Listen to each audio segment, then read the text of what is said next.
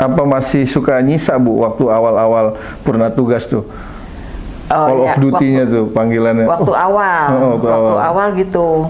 Contoh ada kejadian ini ya, hujan besar gitu malam-malam. Terus saya langsung deg gitu, kayak seperti biasa. Ini banjir nggak ya gitu di pikiran saya. Terus ini takutnya ada rumah tidak layak huni yang kegusur air nih gitu, kebanjiran. Tapi pas saya kan udah enggak, saya nggak udah ngepikirin gitu. jadi geli sendiri saya.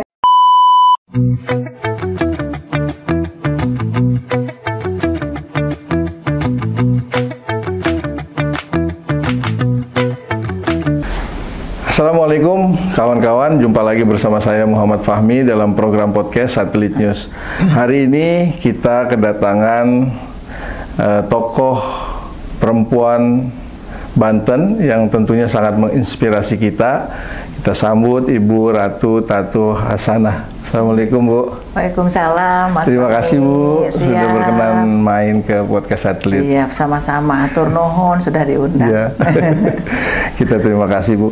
Ibu pasca purna tugas, Ibu kan termasuk yang lama menjadi kepala daerah di Kabupaten Serang ya Bu. Iya. Diawali dengan posisi sebagai wakil bupati ya Bu, kemudian Bupati Serang 2 periode 2000 kalau nggak salah 2017 sampai 2016. 2010 wakil 2015 2016 sampai 2025 Bupati Serang ya Bu. Sekarang sudah berapa lama ya kira-kira ini purna tugas? Dari bulan Mei ya. Bulan Mei ya Bu? Juni, Juli, Agustus, 4 bulan. Oh, 4 bulan ya Bu. Apa aja nih Bu sekarang kesibukannya? Kelihatannya sibuk apa gimana Bu?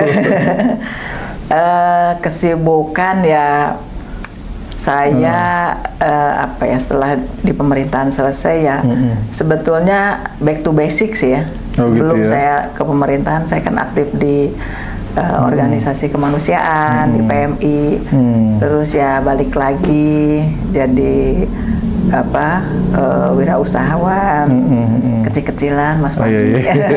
Pokoknya ada kegiatan. Bedanya apa Bu saat menjabat sama sekarang tuh Bu? Ya pasti kan kalau waktu menjabat Ibu pasti karena ada call of duty gitu, misalnya lagi liburan tetap ada, karena ada tanggung jawab sebagai kepala daerah pasti fisiknya Ibu di mana gitu, tapi pikirannya tetap.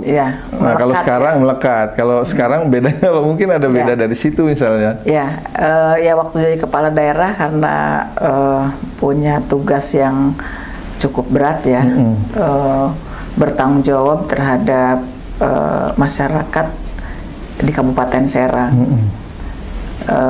Full 24 jam ya saya menghibahkan waktu saya gitu. Jadi malam juga kan kadang kita misal contohnya ada hujan, itu kan kemungkinan ada bencana alam, banjir misalnya gitu. Banjir misalnya ya saya harus siap dengan pasukan BPBD-nya misalnya.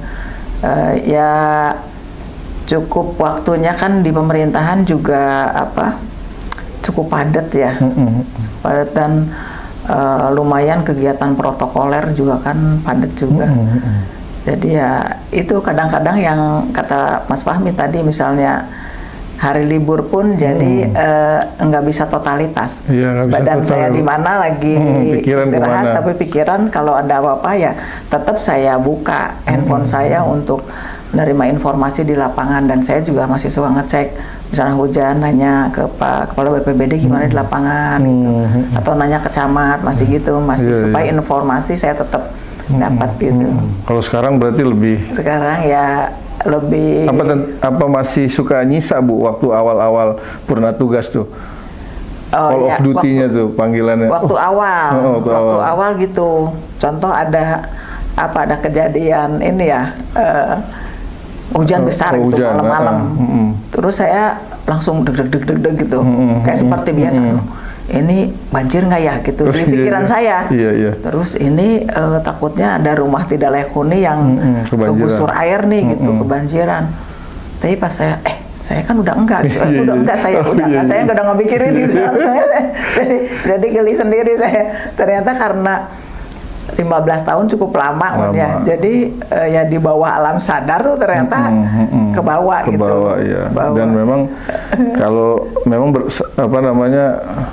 saat menjadi pemimpin kan kelihatan Ibu demikian gitu, sangat sat-sat juga bertanggung jawab gitulah. Ya, saya ingin kerjaan apapun biasanya saya kerjakan totalitas. Iya. Totalitas. Gitu. Jadi saat ini tuh Ibu kesibukan masih ada di organisasi kemanusiaan ya, sosial kemanusiaan. Terus saya lihat di Partai Golkarnya juga walaupun sudah tidak lagi menjabat ketua Golkar Banten, tapi masih ada dalam pengurus ya Bu. Masih.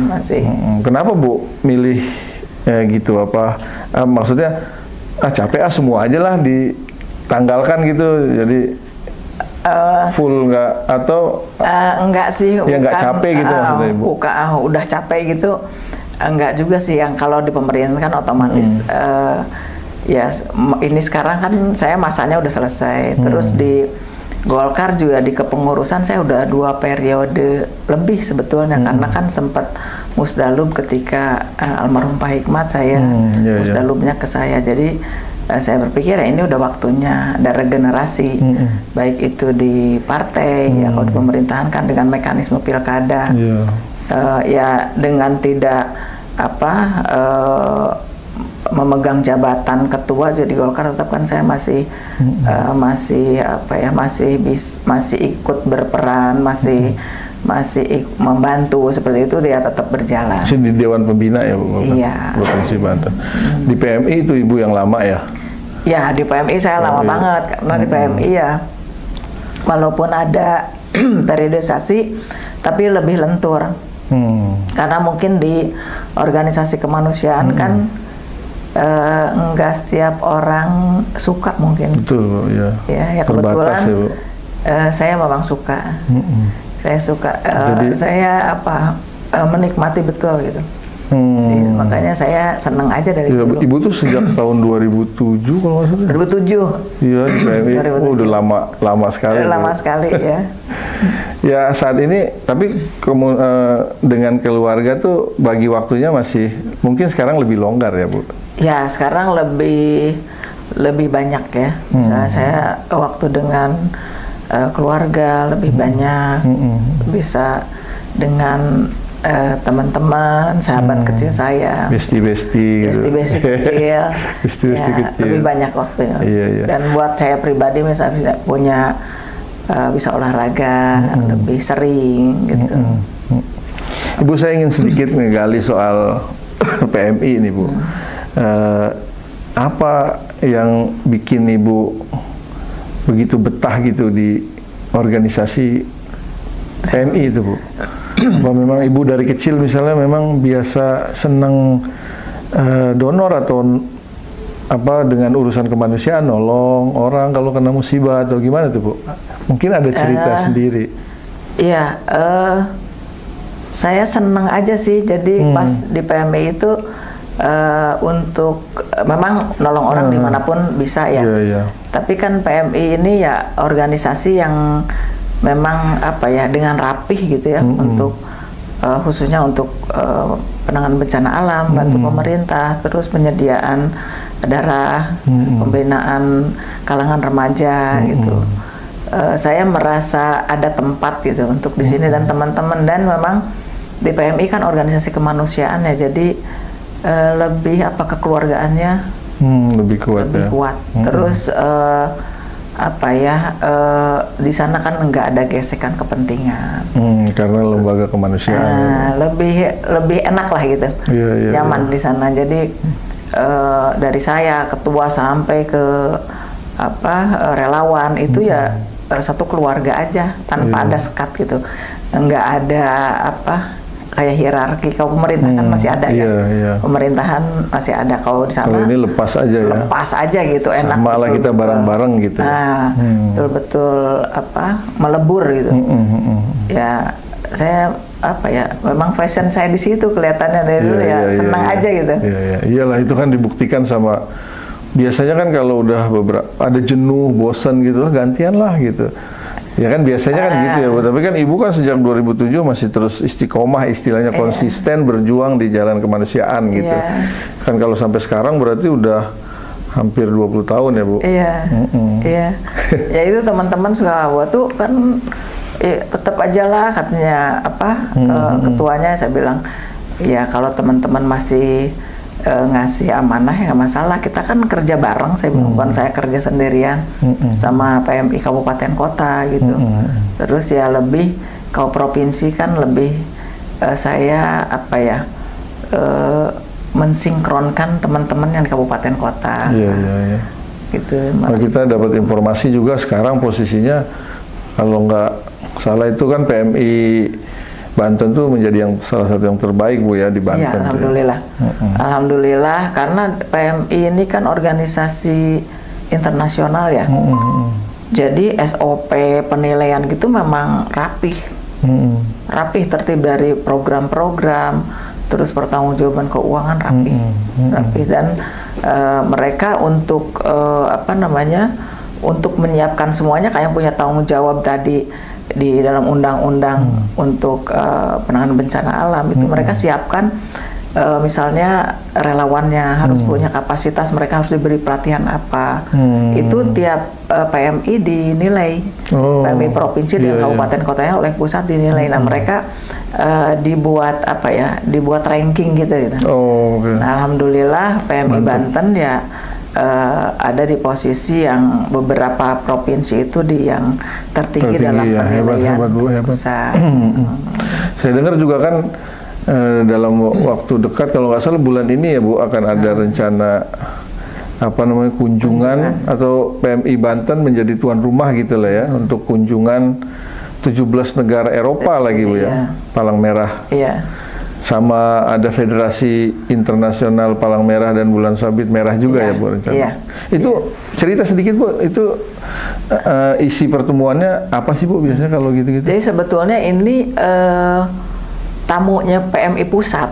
Mungkin antar negara mereka, tapi PMI pusat itu dari merekanya minta langsung ke daerah. Karena kan program kegiatan dari daerah. Nah, PMI pusat ini mempercayakan ke Banten. Saya juga alasannya apa gitu, nggak tahu persis ya.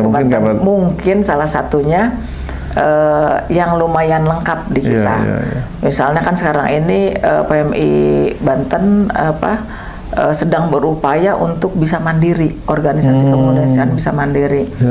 Jadi anggaran dari Pemprov, dari pemerintah provinsi, kita mulai punya klinik, kita punya ngebangun lagi ruang pertemuan. Terus ya ini supaya tadi untuk kita juga dari sisi finansial bisa mandiri, kemandirian tidak hanya menggantungkan dari pemerintah. Gimana pun kan pemerintah banyak sekali kebutuhannya. Terus kita juga sudah mulai menggalang serius teman-teman di industri, diajak sama kita untuk jadi sahabat PMI. Jadi mereka tiap tahun boleh itu perorangan atau atas nama perusahaan. Nah itu dikelola dengan baik ya. Antusiasnya bagus juga dari kalangan swasta. Bagus, karena kebetulan juga ada pengurus PMI memang dari swasta. Jadi beliau bisa menjelaskan karena kan itu dunianya mereka gitu. Dan kita memang di PMI ini soal keuangan kan betul-betul transparan. Karena modal PMI itu kan kepercayaan, Mas Fahmi. Ya, kalau kita sudah tidak dipercaya ya susah. Karena kita mengandalkannya dari kepercayaan itu, donatur-donatur, pendonor gitu bisa masuk ke kita, bisa bantu. Satu lagi nih Bu, soal kemanusiaan. Berarti Ibu mengamati juga isu-isu Gaza ya Bu? Karena saya lihat juga kan beberapa kali itu dari PMI Banten tuh mengirim bantuan dan lain-lain ya Bu. Sedikit Bu komentar soal Gaza tuh. Ya kami, ya saya karena pelaku-pelaku dari sisi kemanusiaan, tidak melihat dari sisi politiknya. Ya kita punya kewajiban untuk ikut bantu semaksimal kita mampu. Dan selain di PMI juga saya ketika jadi bupati sempat mengajak ASN untuk apa namanya memberi sumbangan, kita kumpulkan itu bantuan lewat PMI, terus lewat DMI, Dewan Masjid Indonesia, satu lagi lewat ACT, iya, nggak salah. Ya, ACT. Alhamdulillah di jajaran ASN juga waktu itu dalam waktu pendek berapa hari kita terkumpul lumayan, sampaikan. Terus PMI juga, PMI di kabupaten kota juga mengumpulkan dana. Kemarin ini Kabupaten Tangerang juga menyampaikan ke PMI, ke Pak JK. Ya kita walaupun kecil tapi kita berbuat lah gitu. Ya, hebat itu, Bu. Itu juga kan bagian dari dukungan real kita ke saudara-saudara kita di Palestina. Kita nggak bisa berbuat yang lain, ya yang bisa kita lakukan gitu. Siap. Iya. Siap, Bu. Ya, luar biasa itu, Bu. Kalau menurut kita kan fokus kepada kemanusiaan kan memang saat ini menjadi penting, apalagi di tengah tidak berkurangnya minat. Maka kan sosok ibu menjadi penting untuk menginspirasi generasi muda bahwa berjuang, katakanlah sebagai volunteer gitu, Bu ya. Iya, sebagai volunteer di sebuah lembaga kemanusiaan menjadi penting karena ya memang di situ karena sifatnya universal gitu, ya, Bu. Iya. Saya mau ke urusan keluarga nih, Bu. Jadi sekarang ibu tuh cerita sedikit, Bu, berapa putra putri, ada berapa, Bu? Semuanya 3. 3 ya, Bu? Iya, Pilar. Nah, saya tahu ada Bang Pilar tuh yang Bang Pilar yang di Tangsel. Yang maksudnya yang pertama. Yang pertama. Kemudian ada Kamila.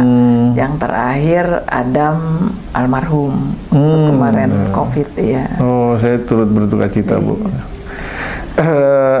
Berarti ada Bang Pilar ya, Bu ya, yang sekarang posisinya dia sebagai Bang Pilar tuh wakil wali kota Tangerang Selatan. Terus sama Bang Pilar tuh sering diskusi. Sering. Ya, berkaitan dengan pemerintahan, karena kan ibu lebih berpengalaman kan. Barangkali Bang Pilar sekarang di periode kedua kalau nggak salah sebagai wakil. Kan barang sharing terkait problematika, walaupun medannya beda ya, Kabupaten Serang sama Kota Tangsel, tapi kan prinsip menjalankan pemerintahan kan sama. Gimana itu, Bu? Sebetulnya kalau Bang Pilar itu sebelum di pemerintahan juga sering diskusi. Waktu saya di Serang pengen tahu aja kerjaan ibu lah gitu kira-kira ya. Dan dia sering punya ide-ide gitu karena mungkin backgroundnya dia juga arsitek ya. Iya. Misalnya ngasih masukan, Bu, di tiap kecamatan bagus deh kalau dikasih ruang terbuka buat ini, didesainnya yang menarik gitu supaya tempat masyarakat juga bisa kumpul kan. Nggak semua masyarakat mampu untuk ke tempat keramaian misalnya itu saya lihat makanya Kabupaten Serang punya banyak. Iya, itu juga diantaranya mungkin Bang Pilar gitu. Tapi didesain yang bagus, Bu, jadi seneng kan, misalnya masyarakat di sana bisa bersosialisasi, bisa bawa anak-anaknya main di sekitar situ, gitu. Diskusi tentang pemerintahan, walaupun memang bukan belum terpikir Bang Pilar juga mau masuk ke sana gitu. Dia lebih banyak dari sisi dia sebagai arsitek misalnya profesional ngasih saran aja ke saya gitu, ngasih saran ini gitu. Dia termasuk senang tuh diskusi gitu, bisa lama gitu diskusi dengan saya.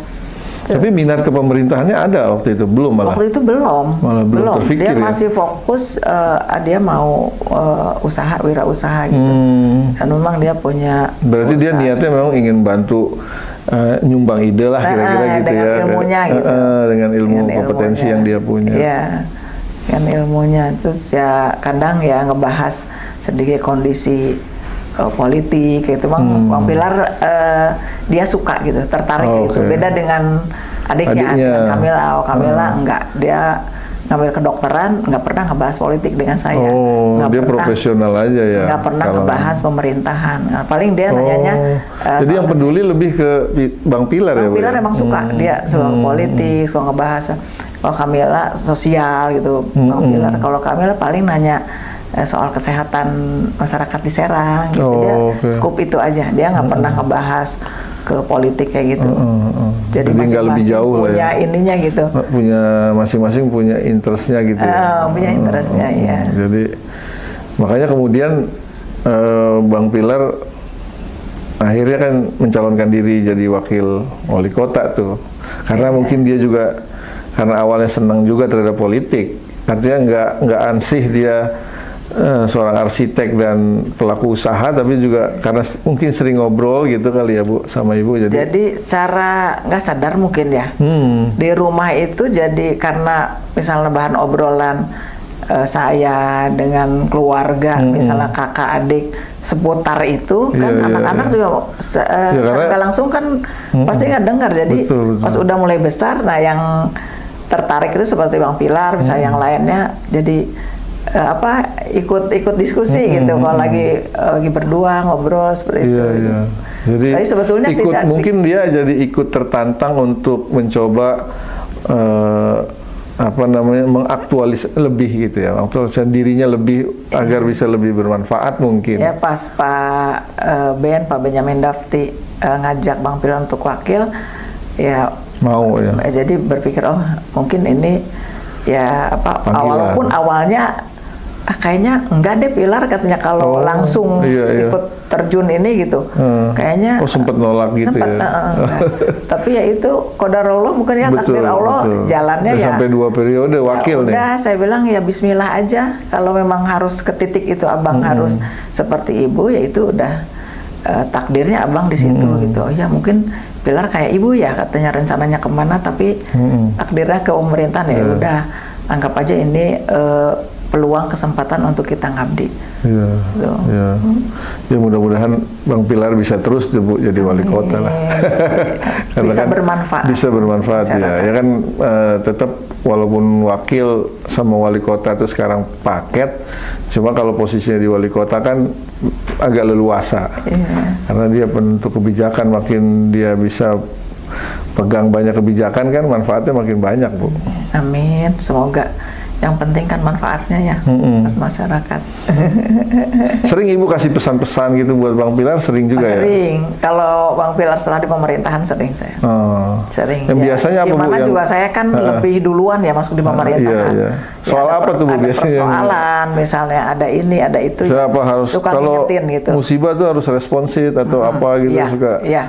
Sebenarnya kalau ada persoalan di masyarakat harus turun langsung, saya bilang. Harus turun, Abang harus turun langsung karena bisa ngedengar langsung persoalannya, enggak kata yang lain lagi gitu, langsung. Jadi kita berpikir apa kebijakan yang harus ini, gimana juga harus berbagi tugas dengan Pak Wali gitu. Karena ya saya nyampein berdua ini memang harus tim yang solid, yang ini yang berbagi tugas yang baik gitu, yang bagus, karena masalah masyarakat kan banyak sekali ya. Nah, sekali dan mereka terutama disarankan agar tetap kompak dengan wali kota ya Bu. Dan masyarakat kan ya pasti berharap ke pemerintahnya. Betul. Dan memang tugas pemerintah ya tugasnya urus masyarakat. Ya kalau masyarakat mengeluh ini itu ya memang tugas kita. Kita nggak usah balik mengeluh gitu. Iya. Jadi kita justru malah bersyukur mestinya gitu ya, karena kita dibutuhkan. Iya, betul. Dan ya harus sadar betul ya bahwa masyarakat itu menggantungkan ya pemerintah, yang menjadi tugas pemerintah. Apa Bu quote-quote yang ingin Ibu sampaikan untuk generasi muda ini, barangkali sebenarnya juga kita mengundang Ibu juga karena juga banyak yang menginginkan agar podcast ini Bu Tatu dong coba gitu. Jadi barangkali ada hal-hal penting yang mungkin bisa diambil inspirasi, diambil oleh teman-teman anak muda kita sekarang nih Bu. Iya. Kalau kalau bagi saya itu kerja itu mengerjakan apapun harus total ya, Bu. Harus penuh hati dan sungguh-sungguh. Jangan dimulai dengan pikiran mengeluh. Jangan, aduh ini susah. Aduh kayaknya ini nggak bisa, nggak boleh. Itu kan bagian dari pas kita aduh, ya itu sama aja nyetel otak kita juga untuk nggak mampu gitu. Jadi oh saya mampu gitu. Harus positif juga, saya mampu. Nanti juga ya sambil jalan. Menarik. Karena saya juga nggak sedikit ada persoalan yang aduh kayaknya mentok nih gitu. Tapi saya selalu saya bisa, insya Allah saya bisa gitu. Ya Allah ngasih Tekad jalan. itu Bu yang penting. Iya, Allah ngasih jalan. Yang penting niat kitanya ya dengan sepenuh hati, dan kalau itu misalnya pas bagian dari kita harus bantu masyarakat, harus nolong masyarakat, ya niatnya itu apa namanya benar-benar gitu. Iya. Niatnya, karena dengan diawali niat ya langkah kita juga ke arah sana. Selalu Jadi ada niat jalan. itu penting, Niat itu teman-teman. penting. Niat itu penting, teman-teman. Niat itu penting karena dari niat itu membawa ke arah tujuan kita. Jadi jangan sesuatu melihat dengan nggak bisanya dulu, sulitnya dulu. Pasti sulit, tapi udah bismillah gitu. Karena di perjalanan saya kemarin di pemerintahan banyak sekali, dan akhirnya teman-teman pemerintahan, oh ya Bu, ternyata kita bisa ya, bisa. Saya bilang, jadi kelemahan itu dijadikan sebagai tantangan. Sebagai tantangan. Sehingga peluang menyelesaikannya lebih besar. Kalau kita misalnya udah punya niat nyelesain, kita juga dengan tenang, enggak apa ya, di pikirannya nggak dibuat rumit, kan lebih enjoy kitanya. Betul. Tenang. Tapi kalau kita misalnya dengan mengerjakan pusing, ngedumel, kan jadi apa ya? Betul. Jadi malah beban. Sulit, beban. Malah nah, kalau beban. kerjaan, kalau tugas itu sudah di pikirannya menjadi beban, itu ya bukan selesai, malah jadi penyakit mungkin ke badan. Betul, ya. malah jadi masalah ya. Malah jadi masalah. Masalah baru.